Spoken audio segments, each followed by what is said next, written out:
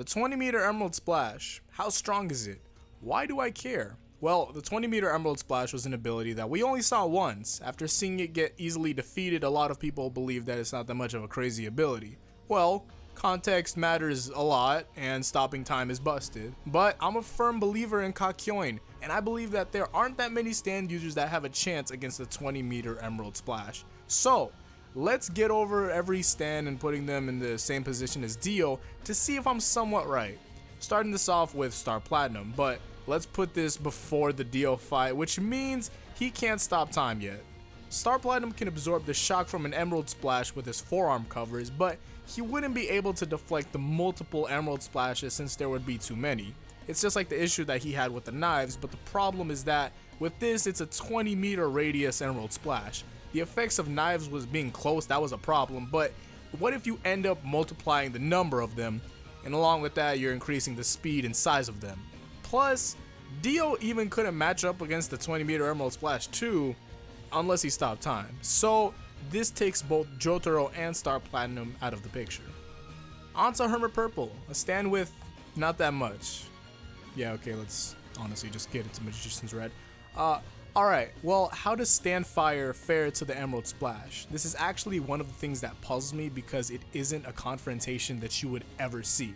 Well, along with telekinetic minerals, he secretes some sort of telekinetic slime water that goes around with it, and with the combination of both, it should put out that fire, but the fire isn't exactly even there, technically. The same fire is susceptible to getting manipulated by other stands and their abilities, like the Polnareff vs Avdol fight. Also forgot to mention that the flames of Magician's Red aren't about to melt the Emerald Splash, especially since Stand Fire is based more on melting physical things.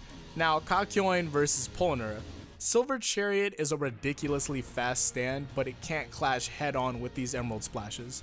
If he moves his sword in a circular motion, he can probably take care of the projectiles in front of him. The problem with that is that he wouldn't be fast enough to get the ones behind him. Take him out of the armor and I believe that he'd be able to clash with at least half of the radius, but the other 180 would be enough to take him out because he's now in his weakened state. Polnareff isn't really made for a quantity of attacks and mostly prospers in one-on-ones. Now, Iggy and the Fool. Do they match up? Well, the Fool can make a pretty strong defense to protect Iggy from the Emerald Splashes. The problem is that he can't really do anything to combat it. It's the same issue with him versus Pet Shop, but he ended up winning that one because, you know, full-on contact.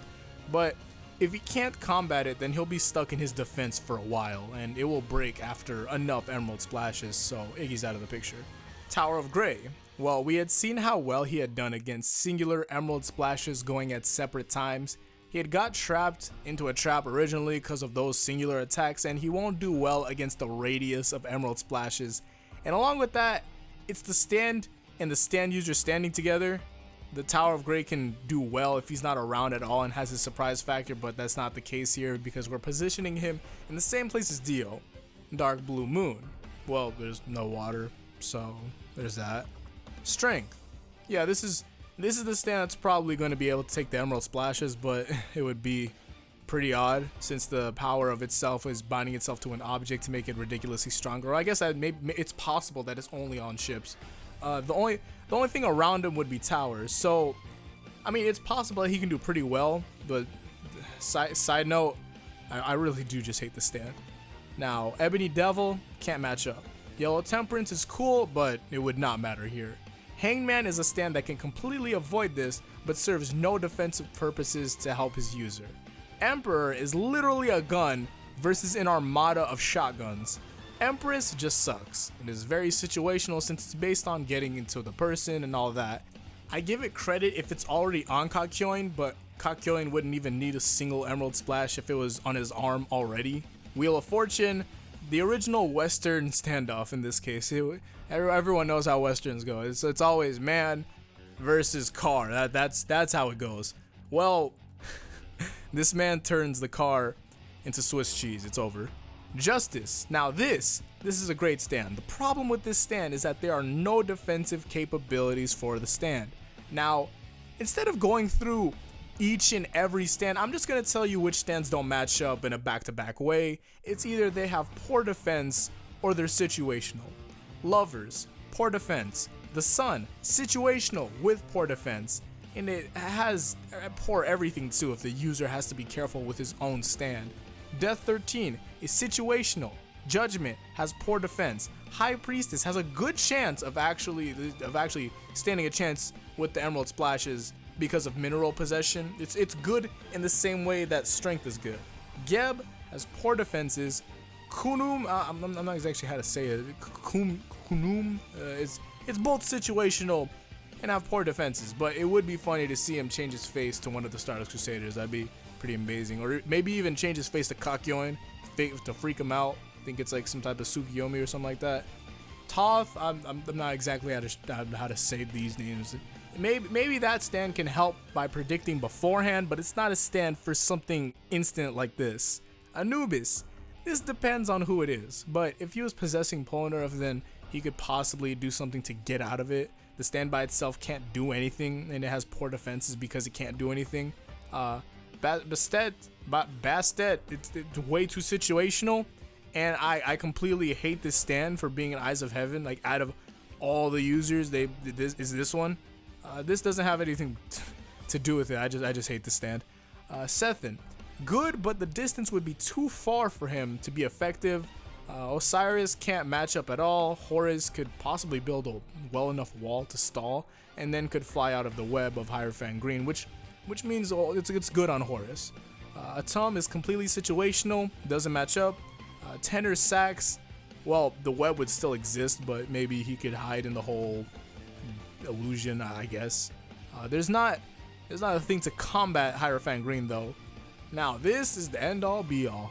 Cream. Now Cream is a stand that's like the world in this case. The 20-meter Emerald Splash does not match up to him at all. Kakyoin gets easily stomped in this. Now, there are obviously more stands, but there's no point of doing so because we don't have to worry about Kakyoin in further parts.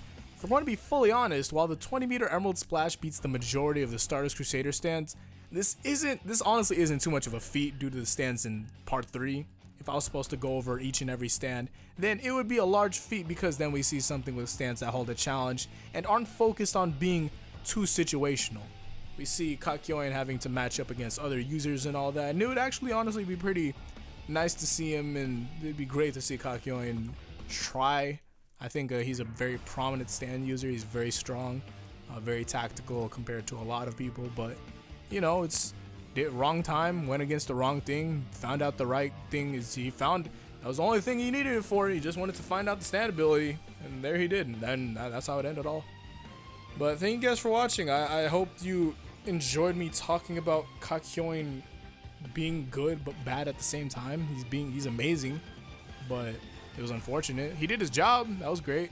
It's great on him. But I'll see you guys in the next one. Maybe a more serious video. The next one's probably gonna be maybe a how strong is of a different franchise. Maybe a character analysis. I'm probably gonna do a Diavolo or a Funny Valentine. One of the two.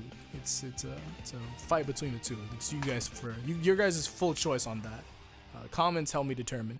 So until the next one, guys, thank you guys for watching. I love you all, pretty people. But until then, peace out and Godspeed.